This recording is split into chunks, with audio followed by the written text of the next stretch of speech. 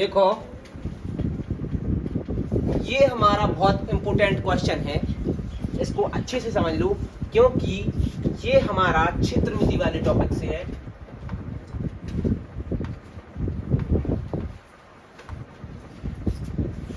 ये अपना 100% आने के चांस है नवोदय विद्यालय के पेपर में। देखिए इसको अच्छे से समझना। एक आयताकार बगीचे की लंबाई 50 मीटर है तथा चौड़ाई 20 मीटर है। इसके बाहर चारों ओर 7 मीटर चौड़ा रास्ता है। उस रास्ते का क्षेत्रफल होगा। कल हमने आपको पिछले वाले वीडियो में बताया था, हमारे सभी फॉर्मूला बताए थे आपको। आज हम आपको उनके आधार पर इंपोर्टेंट जो क्वेश्चन है आज भी बताएंगे। ठीक है, सबसे पहले ये इंपोर्टेंट क्वेश्चन है, इसको नोट कर लीजिए, समझ लीजिए, अच्छे से समझना है। देखो एक आयताकार बगीचे की लंबाई, तो एक आयताकार बगीचा है, सबसे पहले ये बगीचा है हमारा, इसकी जो लंबाई है वो है 50 मीटर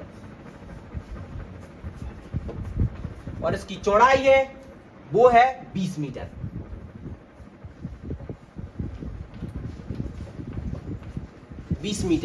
इसके बाहर और मतलब कि बाहर की तरफ ये बाहर एरिया हो गया यहाँ का, ये बाहरी तरफ 7 मीटर चौड़ा, मतलब कि यहां से इसकी चौड़ाई, यहां से इसकी दूरी 7 मीटर। जब यहां से दूरी है तो यहां से भी दूरी होगी 7 मीटर। एक रास्ता है, ये हो गया चारों तरफ, चारों ओर कहा है कि नहीं, तो ये हो गया चारों तरफ रास्ता, ये है चारों तरफ 7 मीटर चौड़ा रास्ता है। उस रास्ते का क्षेत्रफल होगा, तो इसका अपन को क्या निकालना है, क्षेत्रफल निकालना है, हम लोग को एरिया निकालना है। वो समझाया था हमने, अंदर अंदर वाली बात हो जाए तो क्षेत्रफल निकालना पड़ता है। तो क्या है, अगर हमें किसी चीज में से किसी चीज को निकालना है, अगर जैसे इस पूरे में से इस छोटे वाले को निकालना है, अगर ये पूरे में से हम, जैसे कि ये पूरा भरा होता, ये पूरा भरा हुआ है, अगर हम इसमें से ये एरिया निकाल दें तो बचा हुआ हमारा यही रहेगा रास्ता केवल। तो ऐसा ही करना है प्रश्न में। अब सबसे पहले इसकी लंबाई चौड़ाई निकाल लेंगे। ये 7 मीटर यहां बढ़ गया, तो ये 7 मीटर यहां बढ़ गया और 7 मीटर यहां बढ़ गया, तो ये बढ़ गया टोटल 14 मीटर। 14 मीटर बढ़ गया, तो ये पहले था 20 मीटर, यहाँ पे जो 20 मीटर था, अब ये 14 मीटर और बढ़ गया। ऐसा ही सेम यहां भी हुआ, ये 50 मीटर था पहले,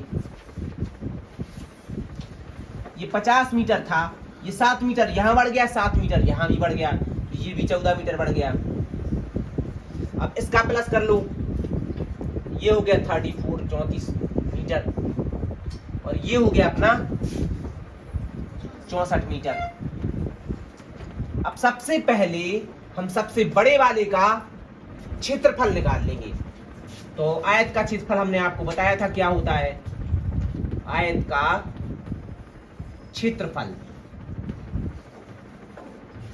आयत का क्षेत्रफल बराबर होता है लंबाई गुणा चौड़ाई।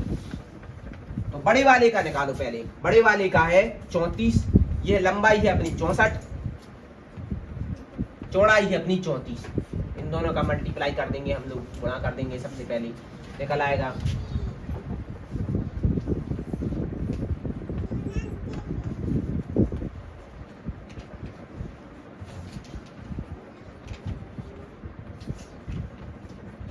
2176 वर्ग मीटर।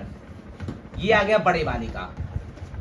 अब निकाल लेंगे हम इस छोटे वाले का, क्योंकि बड़े वाले में से जब छोटा वाला ये अपन हटा देंगे, जैसे ये भरा होता, हमने आपको समझाया है, ये भरा होता अगर जैसे पूरा, और इसमें से ये छोटे वाले का माइनस कर देंगे हम, तो केवल हमारा रास्ता निकल जाएगा, जी बचे रहेगा केवल। तो बस यही करना है हमें प्रश्न में। ये 50 मीटर है छोटे वाले की लंबाई और चौड़ाई है 20 मीटर, तो बस पहले इनका कर देंगे छोटे वाला, ये हो गया बड़ा,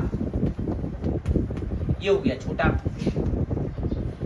छोटे वाले का कर देंगे 50 गुणा 20, 5 दूनी 10, 1000 हो जाएगा, 1000 वर्ग मीटर। अब जब बड़े वाले में से छोटे वाले को माइनस कर देंगे तो अपना आंसर भी आ जाएगा। 2176 में से 1000 को माइनस कर देंगे हम, तो हमारा निकल के आ जाएगा 1176 वर्ग मीटर। ये हमारा आंसर हो जाएगा। समझ लीजिए इसको, नोट कर लीजिए और नोट कर लो,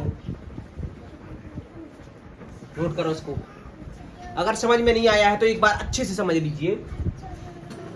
एक आयताकार बगीचा है, ये हमारा समझ लो एक बगीचा है छोटा, ये है बगीचा। इसकी लंबाई 50 मीटर है, चौड़ाई 20 मीटर है और इसके चारों ओर 7 मीटर, यहां भी 7 मीटर है, यहां भी 7 मीटर है, मतलब कहीं से भी दूरी नाप लो तो ये 7 मीटर है। 7 मीटर चौड़ा रास्ता है, तो यहां भी 7 मीटर बढ़ेगा, 7 मीटर यहां भी बढ़ेगा। तो ये लाइन है जो यहां तक 50 मीटर, ये 20 मीटर थी, ये बढ़ के दोनों बढ़ जाएगी। फिर उसके बाद ये जो लाइन थी हमारी वो भी बढ़ जाएगी, तो ये यहाँ पे बढ़ गई, तो यहाँ पे 64 हो गई, यहाँ पे बढ़ के 34 हो गई। पहले बड़े वाले का निकाल देंगे, वो हमने आपको बताया था पूरा एरिया ऐसा होता है, पूरा एरिया का हो जाएगा। तो इस एरिया निकाल देंगे इसका, फिर इसमें से छोटे वाले का हम माइनस कर देंगे, तो निकल के हमारा आंसर आ जाएगा, क्योंकि इसका निकालना है हमें रास्ते का। ये हमारा आंसर हो जाएगा 1176 वर्ग मीटर, क्योंकि क्षेत्रफल हमेशा वर्ग मीटर में ही निकाला जाता है। धन्यवाद। इस क्वेश्चन को नोट कर लीजिए, बहुत इंपोर्टेंट क्वेश्चन है, नोट करो इसको।